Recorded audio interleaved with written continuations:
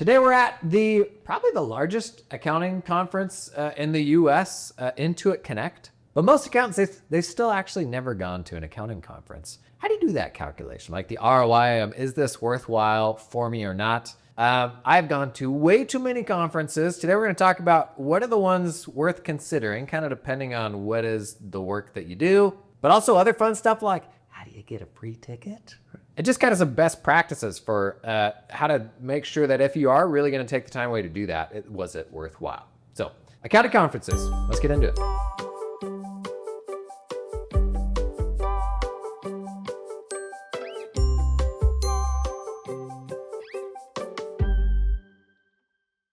Okay, so if you're thinking about going to an accounting conference, first thing to look at is the programming, because different conferences are made for different types of firms. Tax conferences, in my experience, are generally going to be more technically oriented, whereas accounting and bookkeeping conferences are kind of the polar opposite. They're more around using tech to run a more productive firm and more around the running of the business. But I can tell you, any tax conference that I've been to, the focus has been almost 100% technical things and law changes and rule changes and all that stuff. And that's fine, but it's not like a complete solution. Like if you are a firm leader, if you're a firm owner, you got to somehow scratch that itch of, well, how am I learning as an entrepreneur? Am I learning from other firms that are thinking through things like how do I price engagements and how do I manage scope and how do I manage client conversations? That's oftentimes every bit as big, if not the biggest thing that keeps you up at night, more so than the technical stuff. And so the selection of the right conference for you, it ought to kind of be led by where am I at in my journey right now and what do I feel like I need? Because there are for sure people who are earlier in on the journey that gobble up those sessions and need to be in every single one, and you show up at the beginning, you got your little notebook and you're like, okay, 9 o'clock we're gonna be at this, 10 o'clock we're gonna be at this, and you're just scribbling notes down the whole time. And then you'll see people that are later on in that conference cycle and they're like, man, I just go to the conference, I don't go to any of the sessions though, I'm just here to hang. Some people go to conferences and don't even buy the ticket, and it's still worthwhile for them to just come and hang. So the right version of that for you, it is very dependent upon where you're at in the journey. But most important things to consider, if you're looking at the list of potential events that you can go to, is this built around technical needs that I have right now? Is it built around technology needs? Are we not effectively using technology right now? Or is it built around business needs? Kind of one of those three things. Business needs, obviously going to be very oriented around the business owner, firm partners, that sort of thing. Tech leadership, that's usually more through an accounting angle, just because unfortunately we've had so little in the way of exciting tech for tax. But then the more technical firms that are more tax leaning, those I find you will have a much more diverse turnout of folks that work in the firm versus just the firm owners. And so you come to something like Connect here, which is really about the business and about how they're using technology. And it's pretty much exclusively firm owners, and with sometimes a couple members of leadership that come along too. So definitely watch out for the programming. What's going to be most relevant for you? Larger conferences, in a couple hours here, I'm giving a talk, and there are 11 other sessions going on at the same time as my talk. So some conferences, they've tried to simplify and condense and create a more shared environment where it's all the same people are going through the same track. Other conferences have kind of gone the other direction where they explode it out and try to make those sessions as contextual as possible. And so you will have 100 sessions crammed into a couple days. There's pros and cons to each. It ends up feeling a little bit less like a shared experience the more you break it out. But at the same time, the more relevant the session is to you, the more helpful it'll be. Unfortunately, oftentimes what happens here is this is a way of and this is getting into the economics of accounting conferences, this is a way to placate the sponsors who want to have their own sessions. And so half of the sessions going on at a time are really sponsor driven, via a specific software platform. And they may have other people on talking about how they use that platform. But at the end of the day, it is still through a very specific perspective. And the reason that this room even exists is the software platform is trying to sell this thing, right? Some conferences are good about managing that. Others kind of can feel like a big commercial where it's like, man, I just paid like $1,500 to be here, and now you're making me sit through commercials. So when you're starting out, like going to your first conferences, I think the programming is the main draw for most people. But I would say over time, it kind of transitions to everything else, and I'm definitely in that everything else stage where like there's just magic things that happen when you get that many of a specific type of person into one space. After programming, the thing that always got me super excited was the expo hall and just all of the exhibitors, all the software platforms. You will almost inevitably discover some new people doing some new stuff. Even for folks that you already use, it can be great to meet some of the people behind the platforms that you use and share feedback. And there's almost this just like inherently inhuman side of buying software to where when you actually make a connection with the folks behind that platform, you will unlock like a totally different level of, I don't know, definitely loyalty, but also often for the first time you feel like you have a voice in what can be this like impossibly big machine where it's just a platform, right? You don't know anybody there. It's a good opportunity to build relationships with the platforms that you're most invested in, where it's like, I really need this platform to be working on the things that are valuable to us. It's an opportunity to have your voice heard. And that like human connection element of it, like it really makes a difference because all those people return home and their future vision for the product, like it's a product of all of those conversations that they have with people. And turning up to these conferences, like it's an opportunity to be one of those voices that's speaking into where it's headed. Now, what gets me most excited about these events is simply like what you're able to do with the folks who are here and the conversations that you're able to have. A lot of that is oftentimes facilitated by all of the extracurricular stuff that's happening outside of the conference. So software companies will spend as much money on like the booth, like their presentation in the expo hall, as they will on all the events they run outside the conference, from dinners to like little kind of outings the day before the conference. Like there's always things going on. That is one nice thing about Intuit Connect being in Vegas. Like there's just an abundance of things to do every single evening because people are hosting events here and there, and it's easy to get to, easy to walk around. I'd like Vegas. So much of what is appealing to people about Vegas is so lost on me at this stage in my life. I'm just a sad, hollowed out old man. I will say what's nice when a lot of them, they run out of the Aria in Vegas here, is you've got like the conference in the hotel itself. And so you never even have to go outside. So there is like a lazy side of it that is appealing. But I would say that's another, like that ought to be another consideration in what is the right conference choice for you. You have folks like Western CPE that will do sort of destination continuing education conferences where they host them in Hawaii and like all these kind of cool places where you can roll that into a trip. They really know their audience, working with tax people. How do we make this trip deductible? That is one mistake that I made probably early on in going to conferences. I didn't know anybody. So you already kind of have the awkwardness of going and trying to make friends and trying to make small talk with people. And you kind of run in, you do the programming, you do everything that's on the agenda, and then you kind of bounce when I would say the coolest things happening at conferences are the things probably that aren't on the agenda. It helps tremendously if you can go and do it with a friend or like make a friend early on in the conference, like just have a buddy to run around with. It makes the whole experience infinitely easier.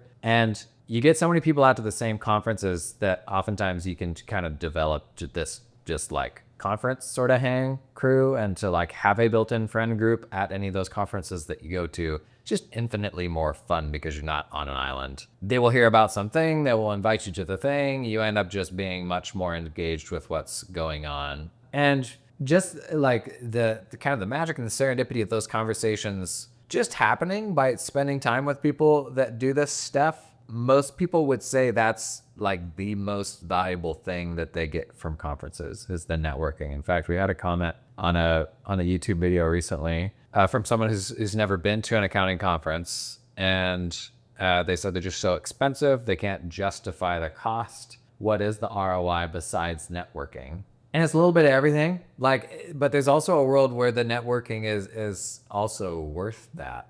And it's funny, folks' mindsets, it's just like a very big spectrum from the types of folks who will commit time and money to the big picture things. that are not like the daily triage, but they will commit time and money on things that they think will probably ultimately be beneficial, but there's not going to be a very clear, very explicit ROI to it, maybe ever. And then you got people on the other end of the spectrum where it's just really, really hard to ever justify deviating from the stack of projects on the desk, just because you know exactly what that project right there is worth to you. And any time away, there's a very clear dollars and cents towards what does that actually mean. It's not only that I'm not able to work on that project and so I'm not getting paid for that, it's that I'm like out of pocket while I'm doing that. So there's like this double whammy of the ultimate cost to me of going out and investing in this thing. I mean, I think everybody can agree that it is a balancing act, but never investing in those things almost certainly isn't the right answer, right? Like you are ultimately investing in yourself and the shortcuts that access to your peers and the folks at these conferences can afford you.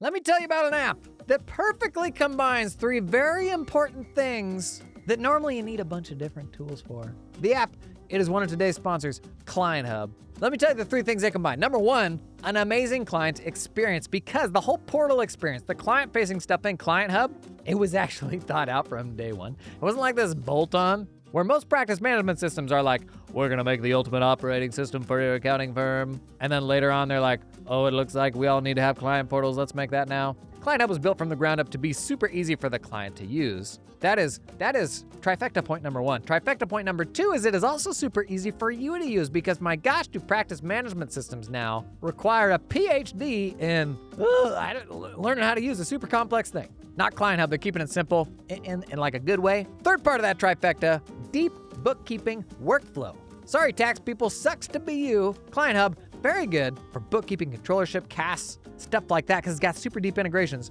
with QuickBooks and Xero, and even has like some built-in month-end close automation stuff now. So you can sign off on like each account on the financial statements, like right inside of Client Hub. Very cool. They're taking it to a very different level of depth, specifically for bookkeeping, than most practice management systems are. And you get all that in one platform, buddy. What more do you want me to do for you? Worth checking out if you're doing accounting, bookkeeping stuff. Learn more about Client Hub. See the link down in the show notes. In a world where there's more just AI over-hypery than ever before, and you see a new landing page every day that's like, whoa, this sounds exciting, but then you can't actually tell if there's anything real going on there. When all that's going on, it's nice to know what things actually work, what are real, what firms are like actively using and having success with. I'll give you one tool, Stanford Tax, buddy. They were kind of first aboard like the AI tax workflow hype train. But they're now, 3 or 4 years in. I know probably well over 100 accounting firms that love Stanford Tax. It is a really, really good solution for better organizing your 1040 work. It gives you a single place where you can pile all those documents in. It creates this like AI checklist based on the prior year tax work of exactly what items we need from the client. Then I can just chuck all those documents into one place, regardless of how they come in. And it'll automatically check those items off the checklist and then give me like an actual like work paper in the cloud as an alternative to an Adobe Acrobat PDF. Whether your clients want to work with another portal or not, there's a lot of people that are just now using Stanford Tax internally because it saves you a pile of time on the managing of the documents and all that stuff. It's a great company. They've been around. An AI accounting solution that's actually really, really good. Worth checking out if you do 1040 work. Learn more about Stanford Tax. Check out the link down in the show notes. This is more of a thing for firm leaders probably than folks working in firms. Maybe not. I don't know. I've got so many examples from running my firm of where if I could have just had the right conversation or two, it genuinely would have saved me a year. Like we're going into renewal season right now, right? Like things that folks have told me about the little changes they made to their renewals that made a huge difference, where I'm like, dang, had I learned that 3 years prior, like the entire business would have been more profitable. Tech selection is huge, huge, huge. It's very hard to run a firm and like properly navigate tech selection without having access to other people that use the tools. Not only the tools that you use today, but the people who use the tools you're considering moving to. Like that's immensely valuable. I've shared the story before of putting a 40-person firm on the wrong platform, and it took over a year and so much money. And then we got 2 months into rolling out that platform and we realized like we've made the wrong decision. Like now what do you do? Do you admit to the whole team who's been complaining along the way that they were right all along and we did choose the right platform? Do you go to a different platform? Do you try to stick it out even though that you know that is like the wrong platform? Especially for the big high stakes decisions that you do in a firm, there's no replacement for like access to peers that can help you navigate those conversations. And this is where attending my first accounting conference, I think it was XeroCon in San Diego in 2018, like was probably the single biggest turning point in my career. Because I sat down at the breakfast on the first day and there were 3 other people at the table. And there was like a 70-year-old lady there who was like, I'm thinking about starting a bookkeeping business. There was another lady there that ran like a team of 10, which at the time that was about the size of my CAS practice. And then there was another guy there who did just like outsourced accounting for companies and was doing it for this like massive medical company. And it was in the exact same space that I was trying to build a CAS practice. And he was serving like the biggest, most impressive company there was. And all of these people were sitting at a table eating some sort of like fufu chi pudding because it was a XeroCon. And just the conversation going from person to person and realizing like how rich the knowledge of each of these people sitting at this table were and how much I had to learn from every single one of them. And it's not until you see the wildly different journeys that other people take that you realize just how narrow your own lived experience is. And like, there's no replacement for living it, but to like get a peek into what these other people have done, it just gives you a massively more clear kind of framework to make decisions from. Like, not unlike listening to the podcast, like folks that will, listen to the podcast and get the confidence to go out and run their own firm, or just feel like they're more plugged into the ecosystem and the way that people think about running firms because you listen to the podcast. I mean, all of my expertise, like it's the product of having those conversations with people, right? And even when people come to me today still, I get probably coaching emails probably every day. Like, can you come and help coach my firm? And my honest answer to those people is like the way better and way cheaper alternative to coaching is just having some friends that do this stuff too, that you can bounce ideas off of. Like there's no better coach to you than the person that is in very similar circumstances. And it like even somebody in my position where I talk with a lot of people and I see a lot of things, like, can I coach firms? Absolutely. But the infinitely more useful thing is to have a very specific targeted question and chuck it into a group of 100 other accounting firms and be like, oh yeah, no, we tried that hosting provider. Here's what worked and here's what didn't. They're going to try to upsell you on this. Do this. Don't do that. Yeah, we rolled out this platform, but it doesn't integrate with the system that you're talking about in the way that you think it will. We kind of went down the same trap, and like these conversations will save you so many headaches. I didn't realize that this was even a thing and that anybody did this until I started going to accounting conferences, and the people I met were just incredibly open and it's like so helpful, and you could ask them questions. And if you could get over the social anxiety and the just kind of awkwardness that is meeting new people, there were just so many gold nuggets I was picking up. And I very quickly returned from that conference and I'm like, okay, maybe I should start hanging out on social media. Because a few of the folks that I talked to, like, they were hanging out on Twitter at the time. And I'm like, okay, maybe there actually is value to doing this. And this first conference was kind of a domino to opening my eyes to the larger network of people that do this stuff and just how much I had to learn from them. And it's so funny, like maybe 3 months after that, my partner was like, I can't remember what he said. It was something like a kind framing of telling me that I'd all of a sudden become a know-it-all. And not necessarily in a bad way, but it was like, where has this come from? Like all of a sudden you have this this level of confidence in what you're saying that is like this kind of weirdly extreme conviction almost about these little nuanced things where it's like, how would you even know the answer to that? And I'm like, because I've talked to this person, that person, that person, I could tell you they did this other thing happened. This person tried this different approach, this other thing happened. And so based on all of that, with where we're at right now, this probably makes sense for us. And it was like, I was probably early 30s at that point. And it was just like condensing all of this sage wisdom from all these other people, where had my partners had those same conversations, they would have come to the same conclusion that I did. But my level of thought had just like elevated so quickly from having those conversations. And that would never have started had I not gone to an accounting conference. But Nobody's going to go to an accounting conference to say like, oh, I hope that a magical moment happens over pancakes, right? Like that's not how we make these decisions. You go through the agenda and you're like, who's going to speak there? What are they going to talk about? Is that relevant to me? Is that not relevant to me? And I think that's a fair place to start. Like after all, like every conference is kind of designed with a different type of person, a different type of firm in mind. And so you got to find the one that is the best fit for you. But there's also just so much value in showing up. Like we talk about with social media. You can't guess like what positives can come out of these things. Oh my gosh, I've seen this so much with the events we've been hosting lately, where it's like every single dinner we run, it's crazy.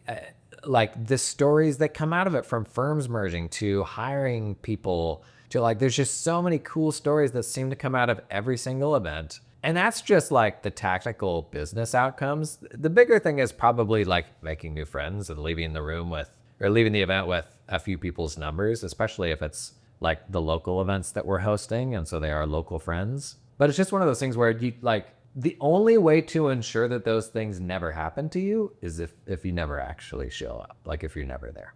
And that for me is still the biggest upside of going to accounting conferences. And maybe there's a bit of privilege in that, where you're like, oh, isn't that nice? You got all the time in the world to be able to go to accounting conferences and swing open the doors to serendipity. But you've got to be living like somewhere in the middle there, right? Because the right answer is not to never lean into high leverage opportunities where, you know, meeting somebody that can be the partner to you and kind of be the other half to that thing that you don't enjoy doing, and ultimately find a more fun version of running the business, because now you've got the right people around you. Like these things don't happen if we are just like cranking in the basement by ourselves, like which was the first 12 years of my career. I was just in a vacuum doing stuff that I thought was cool, never talking to anybody about it. And in hindsight, just, you know, spending so much time trying to find and make my own solutions for things where there were already off-the-shelf solutions, thinking through the same problems that a lot of other firms had thought through,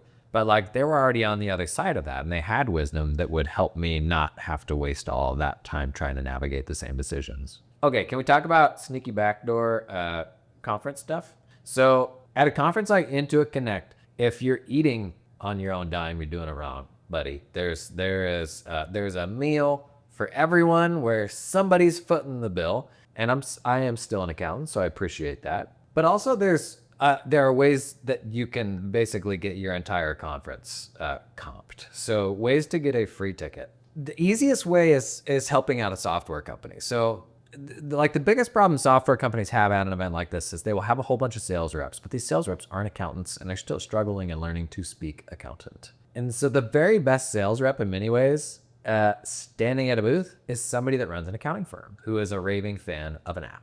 So go through your app stack right now. Who do you absolutely love? Like, what do you have in your stack? Like, if you had to pick a single app, in fact, I would challenge you right now. What is the app in your app stack that you're the biggest raving fan of? Drop that thing down in the comments. Post what that app is. If you do that right now, I guarantee at least one person will find that app who had not otherwise discovered it. There's going to be a lot of things like, Right Tool, and like very unique, like kind of one-of-one sort of apps. What is your favorite tool? Post that down in the comments. But then the next time we think about going to a conference that this company is going to be at, shoot them an email and be like, hey, like, do you want help working the booth? Like, offer to work the booth for a day or for a half day. Sponsors or exhibitors get a certain number of exhibitor badges that they can distribute for the people that work on their team. And it's not the worst thing to like go and hang out for a half day and talk about a platform that you love. Like, it's actually kind of fun, and you meet a whole bunch of cool accountants along the way. But that's a great way to like get your foot in the door and get a ticket for free. Some of these events, like especially the big national events, which are the most expensive, AICPA events, you can pay over $2,000 just for a ticket. Connect is usually somewhere between $1,000 and $2,000. We'll talk about more regional events too here to wrap up. But easiest way to get a free ticket is probably offering to help out a software vendor. Second easiest, I don't know if easiest is the right word. Second way is speaking. So most of these conferences, they have a sort of time window where there's a call for speakers, and you propose, a session theme, and you give them a session title, a session description. And then it goes to some council of elders and they decide who's going to speak and who's not going to speak. And you would think that there was a more comprehensive vetting process than just people chucking titles and session descriptions into an intake form. But I can tell you, even for the most big and impressive conferences, the process is no more sophisticated than that. I shouldn't say that. AICPA actually has a more complicated process for how speakers and themes and all that get approved. But most conferences, it really is just like pitching them on what you can talk about. It doesn't mean that you identify as this amazing speaker. Like most people aren't. Like they're technicians, and so they're kind of just sharing what they do and what they're passionate about. And those are the best talks, like the super polished, slick, like keynote speaker. Like there's a place for that. But the coolest talks at conferences like this are just the practitioners sharing what they actually do. And so if you're thinking about potentially doing this and speaking, try to find something specific where you have experience in a specific thing, maybe serving a specific type of person, using tech in a very specific way, and put that specific thing out there. Those are the talks that are usually most interesting, especially as most larger conferences, they have different tracks that kind of fragment. Like this Connect conference, you got so many different things going on at the same time. There's room for very specific talks. Those are actually the best talks. A conference where there's a single track, usually they will have more control over like what those sessions are, and they want more generally interesting things. But a conference like Connect, where you got a whole ton of different tracks, that's what they're looking for, is like the weird, unique stuff. Like what's the unique experience you have that you can share? You get a free conference ticket. That generally, I haven't seen a conference yet that doesn't give you a free ticket for that. Boo, you know what's the worst? Man, when you hire somebody and they start working for you and you're like, I thought this person knew stuff. The number of times I've been hoodwinked by somebody that interviews well and they have umpteen years of experience, and you pull them in and you're like, what? You don't even know your stuff, man. This isn't gonna work. Let me tell you what one of this episode's sponsors, Cloud Accountant Staffing, is doing about that. So Cloud Accountant Staffing, they help accounting firms find talent around the world, be it the Philippines, South Africa, Latin America. And they have an online portal where you can go out and see folks that they have recruited, schedule interviews with those people directly on their platform. And one of the things now that every single one of those people have is a collection of assessments. I'm looking at one right here. Assessments for business tax, for individual tax, for critical thinking, for understanding instructions, their personality type. And so many of these things, like individual tax, this person I'm looking at, they're in the 93rd percentile. And so Cloud Accountant Staffing, they have a huge volume of folks that they have go through these assessments, and they handpick the highest performers and they serve them up for you to make your wildest dreams come true. Cloud Accountant Staffing's backstory, they actually ran an accounting firm, hired some offshore folks, had an amazing experience, and then just started helping other accounting firms do the same. Interested? I thought you might be. Check out the link down to Cloud Accountant Staffing in the show notes. Hey, quick word from one of today's sponsors, me, yes. I run a community, Realize, that is for accounting firm owners. And Realize is kind of the secret behind how I've done all of my content and been able to financially turn thought leadership into a business. About 100 firm owners in there. Realize is a systematic way to build connections with other peer firm owners. It's not a framework for how to run a firm. It's a way to introduce you to other super cool firm owners. Right now, we're putting together small groups so you can have a group of 5, 6, 7 other firm owners just like you that you meet with every single month, run very similar firms. Having this for me totally transformed firm running. My North Star, my goal for you coming into this group, is to make a new best friend, somebody that runs a firm, because that was what I needed in my journey. The whole community is built around that. It's called Realize. Link down in the show notes if you want to learn more. Getting paid, it's not great. Some conferences will pay a pittance. Some conferences will cover a bit of travel. It depends on you have keynote level talks, then you have breakout level talks, and you have panels, which are sometimes another layer beneath that. It's not a great way to make a living, I'll tell you that. In fact, you can't. In fact, I can tell you as someone who will speak at 70 events this year, the only way to actually make money speaking is doing the keynotes. But accounting conferences, generally, the big ones at least, they all go out and they source their keynotes from mainstream keynote speaking lists, which is just a bummer. As someone who can speak to the accountant condition very specifically, but can also do keynotes, I've sat in so many of those keynotes. Oh, great example. Conference last year, they had a big mainstream AI speaker go up in front of me, and they were the gist of the talk was, it was an hour-long talk, and the gist of it was, here's the thing. In 18 months' time, AI is going to be doing what all of you people do. That's it. See you later. Thanks for having me. And then I got to go on stage right after them. And it's like, this person does not know the first thing about what we do. They know that like they're an AI researcher, and that's cool. And so they have like their own sort of perspective. But everybody in the room is like, what do I do now? Like it did not feel particularly actionable. Like there's a cool version of keynote speakers. Like Connect always has really cool keynote speakers. Like Queen Latifah's here this year. Last year they had freaking this.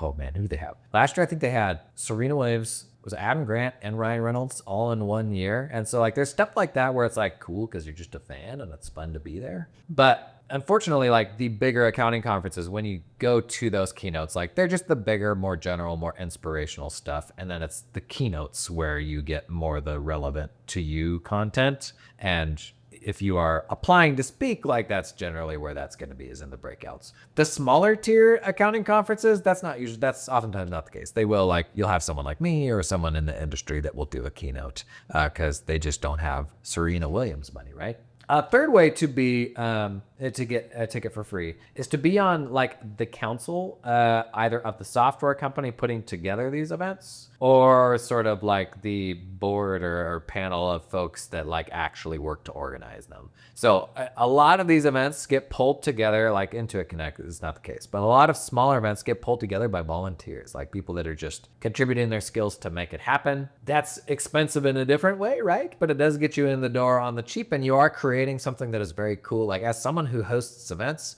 I can tell you in 2025, like there's still nothing like in-person experiences. Like I feel like we still haven't recovered from COVID, where so much of work and all that just happens online. Like it's almost an inconvenience when you're like, I gotta be with a client in person? This is weird. Like, couldn't we just do this over Zoom? And they may literally live across the street, but you just don't do that anymore. And so to get a group together in person, especially a super high context group, and for the folks that haven't done this before, I think this is probably the missing link for maybe why it's not exciting, is when I go to like a kids thing and I have to talk to other dads, I'm like, I would rather be anywhere else right now. I am an introvert. Like that's not a fun thing to me. When I go to an accounting thing and I'm surrounded by a bunch of other accounting people, the small talk is paper thin before you get to the thing that you can both geek about. And then it's like 2 hours goes by and you're like, oh my gosh, like that was a really fun conversation. And that's just what it is like at accounting events, because everybody has so much in common. Like you just blow past the small talk and you get into really cool, really powerful conversations quickly. And there is nowhere else in the world where that can happen. Like you can have people that support you in what you do and can be interested and all that. But let's be real, at the end of the day, you're still an accountant, and that's only interesting to so many people. To get a room full of accounting leaders and they can all just geek on, the problems that they deal with every single day, that's really fun and super energizing. Those are 3 ways to come up with free tickets: supporting a software vendor, speaking, being part of kind of the running of the event. Oh, I also have a 4th way of getting into a conference without a ticket, is just going there but not actually going in the conference. There will be hundreds of people at Connect here who are here but not actually going in the conference. They're here meeting with people. They're doing all sorts of things. They just can't cross over that threshold into the conference. And that, like, there's a ton of ways to get value from this stuff, especially if you're just trying to meet with a bunch of people that'll be here without ever going into the conference. Last thought on event size, because Intuit Connect is about as big as it gets in the US. At the other end of the spectrum, we've got all sorts of small little, like, smaller ones are usually more CPE oriented, I think. But you can go down to like state CPA societies and more little kind of local and regional events. And I would say those are cool in different ways. If you're part of kind of the online accounting firm group think bubble, which is completely a thing, and we think that it is all of accountingdom, but it is such a itty bitty tiny little part of accountingdom. Like I may have shared this statistic on the podcast, but for perspective, we went back 30 days on my LinkedIn. So I have almost 60,000 LinkedIn followers. I think my posts consistently have more engagement than anybody else in the accounting industry on LinkedIn. Like I don't think that's an outrageous thing to say. But we went back. Last 30 days, used a tool to pull every single person that had commented or reacted or liked or anything to all of my posts for the last 30 days. How many people do you think that is? Because you go on LinkedIn and it feels massive. You're like, this is the entire world, right? This is pretty wild. Every single person for 30 days. That was only 2,200 people. Now there's like 10 or 20 times as many people that will see it but not engage, right? Like they just kind of lurk. But that's not that many people. In the accounting industry, it's so much bigger. And I find that there's kind of this like whole separate group of people that just go to the regional stuff. And those people generally are offline. They're not super plugged into everything that's happening. Like the people that listen to this podcast, the people that watch my YouTube videos, you all are like in the top 5% or less in terms of how solutions are where you are, of like the different platforms that are out there and all that. Most people, like you go to a state CPA society event and there will be 3 or 4 exhibitors there that I've never heard of. Like nobody that's at Intuit Connect is at these state CPA society events. And people walk up to the little table of what they're doing, and it's these kind of little regional companies, and they will think that they're the only person on the planet that does that thing. And it's like, it's great for the exhibitors because it's like an instant sale. But the folks who are at these smaller events, like they're just not plugged into the grapevine in the same way that folks who are hanging out online are. And there's downsides to that. There's also upsides to that, right? Like sometimes I wish I could be that kind of unplugged person that like was not surrounded by so much noise, and you see a tool and you're like, what about these other 14 tools I know about that do a version of that? Like, how do I make sense of all that? Like in some ways it would be nice if we were less aware of some things. But those events, I like to like find more local folks and just have more conversations about local things that are going on. You'll find, in my opinion, the conversations are not quite as high level from a firm strategy and forward thinkingness, like it is definitely a more traditional subset of firms. But they still have their value, and it still can be very, very energizing conversations because it's rare to sit in a room of people that do exactly what you do, right? Now, you've been hearing it at the end of every podcast. Like we are putting together a run of 14 workshops that we self-hosted from scratch that I think are the best of both worlds, where it's like all super local people, but also super progressive people, because you're only there if you've heard about it from the podcast, from YouTube, from my social media newsletter, stuff like that. It's terrifying. It's the biggest financial bet we've ever made on anything. It might work. I'll be honest. It's still like, woo, like people are definitely signed, like hundreds of people have signed up, which is amazing. But when you're doing 14 events, you need more than, just a couple of hundred people. And even just in the last couple of weeks, a bunch of people signed up. Super appreciate it. If you are nearby, totally turn up. Like you would not believe the cool things that happen just from being in a room with a whole bunch of other cool people. If you're a little bit further away, this is what always blows me away. A huge percentage of people are flying in for these. So like, if you're the guy in Dallas and you see the thing in Austin and you're like, well, I'll go when he brings you to Dallas. No, hop in the car, get some friends, load up the van, head down to Austin. There's a guy in Australia right now that is bawling his eyes out that he's got to fly all the way across the world to come to one of these things. I don't know if anybody will actually do that, but I'm constantly surprised at how far people will come from.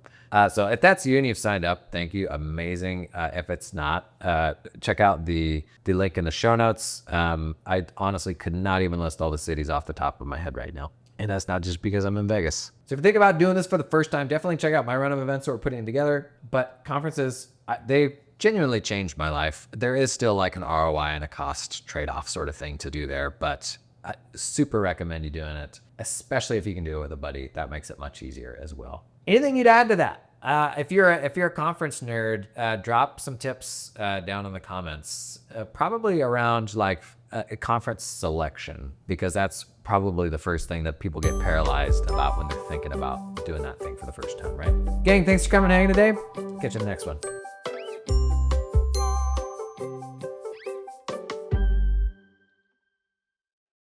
Real quick, podcast friends, I'm coming to a city near you, running a bunch of live events before the end of the year. We're going to be at Intuit Connect in Vegas. We're going to be in Toronto and Atlanta, Austin, Oklahoma City, Phoenix, Seattle, Portland, San Francisco, LA, Atlanta, Nashville, Chicago, Washington, D.C., Philadelphia, and Boston. If you are there or anywhere near there, within a half tank's gas of there, buddy, I want to see you. We've put together some super cool events that I'm very excited about, all around getting you and your team aligned heading into 2026. The biggest problem I had running a firm was I had an abundance of ideas, but was always blocked by trying to get my team bought into those ideas and everybody working in the same direction. And it's why I believe the biggest way I can help you is actually getting your team inspired, getting everyone energized for the year to come. So it's not just you, but also because these are live events, you're going to meet a whole bunch of other local practitioners as well, which can almost certainly unlock some cool things for you. I'm especially looking at you solo firm runners and side hustlers, where your team effectively is the people you meet along the way, the relationships that you build, the people you can go to with questions when you get stuck on this or that.